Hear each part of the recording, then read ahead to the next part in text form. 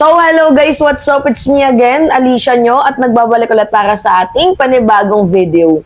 Diba ang sabi nila mga minamahal, ang Davao daw po ay safe city, safest. Diba? Nangunguna pa nga daw po sa safe city sa bansang Pilipinas. Ngunit nagtataka ako, kasi kung safe ang Davao City, bakit may mga nagpupositibo doon sa droga? Kabilang na nga po nung pinakita ko sa inyo noon na merong 37 employee, di ba, na nagpositibo sa droga doon nga po sa munisipyo ni ni Baste Duterte. Di ba nakakapagtaka isipin? Tapos bakit yung Davao nagiging taguan ng mga kriminal, ng mga malalaking tao? And then, ngayon mga minamahal, naloka ako sa balitang to. Ano nakalagay dyan? Yan o. Basahin natin ha. 44.4 million worth of shabu.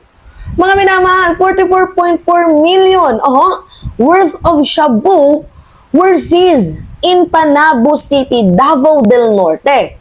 Mga minamahal, may magsasabi na naman dyan, iba naman kasi yung yung Davao del Norte sa mismong lungsod ni former President Duterte. But still, Davao pa din, mga minamahal.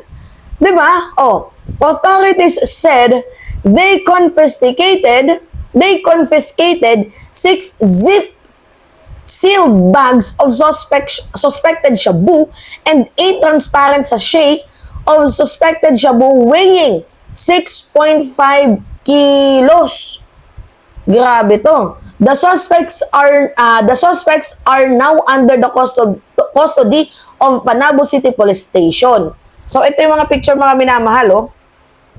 Wow! Panis! Wow! Sana all! Ay naku po! Grabe Yan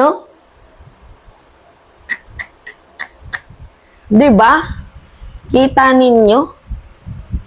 Kala ko ba safe ang Davao?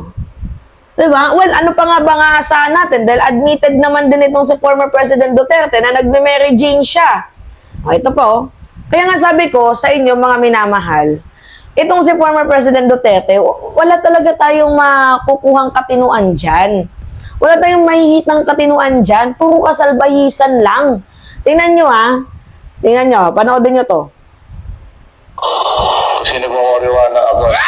Kasi nag-uuriwa na ako. Kasi nag-uuriwa na ako. Kasi nag-uuriwa na ako.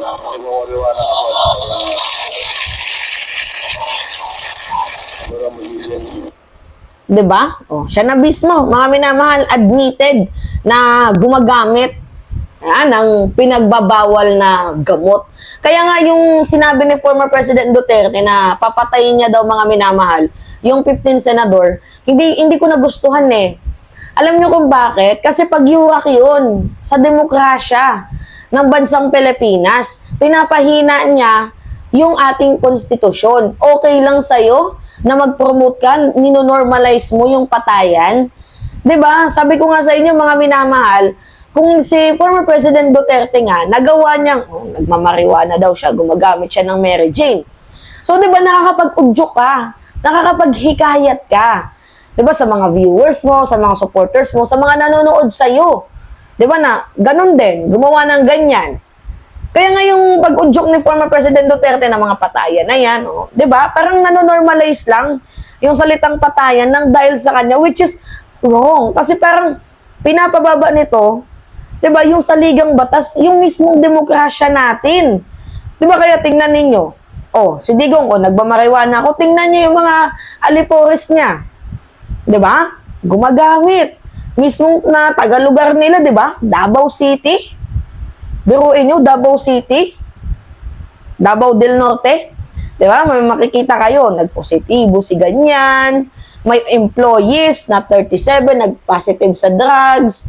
Diba? Tapos, makikita ninyo yung mga balita, mga minamahal, puro mga Dabawen yung ang salita, mga nahuhuli. Papakita ko sa inyong video Papakita ko. Ito. Ginudya! Ay, dali na! Pero wala kaya nagagaling yan. Wala! Sampu na. Wala kami alin yan sa tindaw pag si mama kang pangul. Hindi ko na.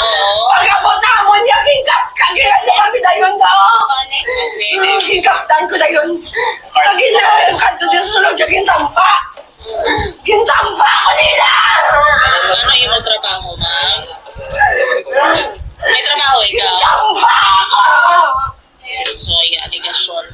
Maski na tapos ka. May ko may ginainol sa ma'am, kaya wala ako yaman mo. Ano yung trabaho? Hindi na di balay, ma'am? Hindi, babalik ko ha. Makinig ka. Diba? Yan yung babae mga minamahal na gumagamit na nag-viral. Tapos yung hinuli doon mismo sa kanilang bahay. Diba nakakaloka?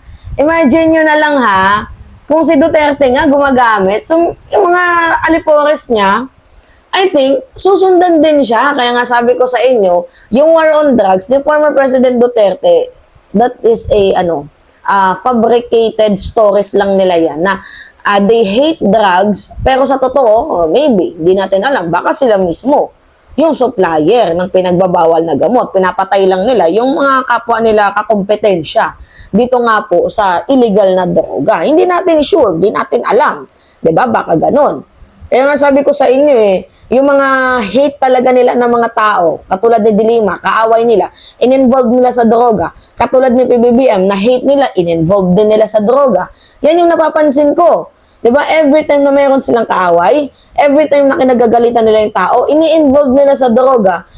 Kasi kilala naman itong si former President Duterte na lumalaban ka sa droga. Pero makikita nyo naman yung history sa kanilang lungsod. They hate drugs, pero bakit may mga nasisist na shabu? They hate drugs, bakit may mga nagpositibo? 'Di ba? Diyan sa lungsod nila. Kaya nga sabi ko, nakakadismaya. 'Di ba? Pangyuyurak to, panloloko to sa mamamayang Pilipino. Manloloko talaga kayo. Sasabihin nyo, you hate drugs. Pero malalaman-laman namin yung lugar ninyo, pugad ng mga pinagbabawal na ng mga tao na mga droga. 'Di ba? Yung lugar ninyo napupugaran, ng mga pinagbabawal na gamot. Tapos diyan din nahuhuli yung mga nag-ooperate ng pogo kahit bawal na yung pogo. Lumipat sila sa Davao. Tama ba 'yon? Diba? Nabalita natin yun, ng mga nakarang araw, mga minamahal. Doon nahuli na ang akala nila factory, pala ng pogo. Diba? Iba kasi yung hinuhuli nila doon, tapos pagdating nila doon, pogo pala. Yan, nakakalungkot.